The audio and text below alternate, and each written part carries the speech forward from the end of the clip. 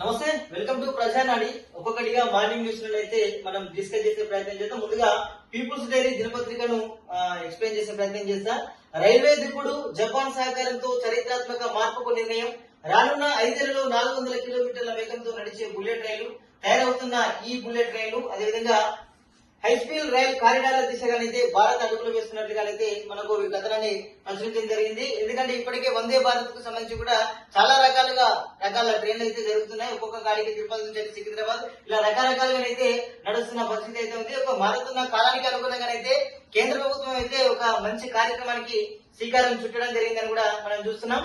ఖబర్దార్ కాంగ్రెస్, మేము తలుచుకుంటే బయట తిరగలేరు. 60 లక్షలకు సైనికులున్న కుటుంబం బీఆర్ఎస్ పార్టీది. కాంగ్రెస్ రౌడీ ముగ్గులతో దాడులు చేసే కల్చర్ అంటూ కూడా కవితనైతే మాట్లాడుతున్న పరిస్థితి.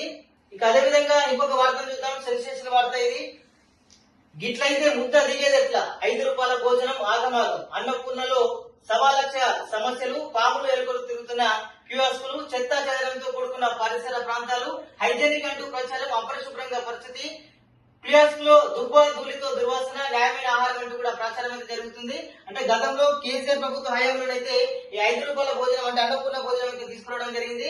చాలా మటుకు అయితే స్టార్టింగ్ లో కూడా ఒక మంచి పరిణామంతో ఒక మంచి క్వాలిటీ తోటి పెట్టినా కూడా రానున్న అంటే ముందు పోతుంటే 5 రూపాయల భోజనం అనేది నిజంగా అది క్వాలిటీ లేకుండా పెడుతుందని కూడా చాలా మంది అయితే ఆరోపిస్తున్నారు. దానివల్ల కూడా చాలా మంది అనారోగ్య పరిస్థితిలో ఉన్నట్లుగా మనకు అర్థమవుతుంది. ఇదంతా కూడా అంటే కేవలం వరంగల్లోనే కాదు రాష్ట్ర వ్యాప్తంగా ఉందని కూడా మనం చెప్పుకోవచ్చు. దీనిపైన సంబంధిత ఇప్పుడున్నటువంటి ప్రభుత్వం దానిపైన నిఘా పెట్టి ఒక పథకాన్ని కూడా మంచి పేదలకు అందేలా చొరవ తీసుకుంటే బాగుంటుంది.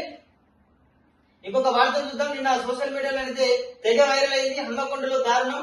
పట్టపగలు నడి రోడ్డు పైన కూడా కత్తితో పొడిచి ఆ ఆటో డ్రైవర్ హత్యను కూడా మనం చూస్తున్నాం. ఇద్దరు ఆటో డ్రైవర్ల మధ్య ఘర్షణ, వివాహేతర సంబంధ నేపథ్యంలోనైతే వీళ్ళైతే చేయడం జరిగింది. ఒక మర్డర్ అయితే జరిగింది.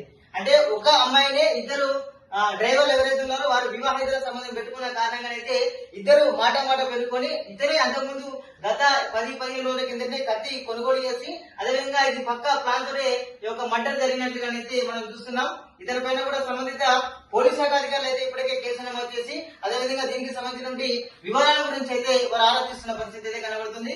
చాలా మటుకు ఎక్కడ చూసినా కూడా వివాహేతర సంబంధాలు అయితే కొనసాగుతున్నాయి. దీని వల్ల కూడా చాలా మటుకు కుటుంబాలు నాశనమైన పరిస్థితి అయితే ఉంది. దీనిపైన కూడా కొంతమంది దృష్టి సారించారు. ఎందుకంటే కుటుంబాలను కూడా దృష్టిలో పెట్టుకొని మన సామరస్యంగా మన కుటుంబాలను మన జీవితాలను ముందుకు తీసుకెళ్తే బాగుంటుందని కూడా అభిప్రాయపడవచ్చు. దీన్ని కూడా వీళ్ళు మంచి కథనం అయితే ఇవ్వడం జరిగింది.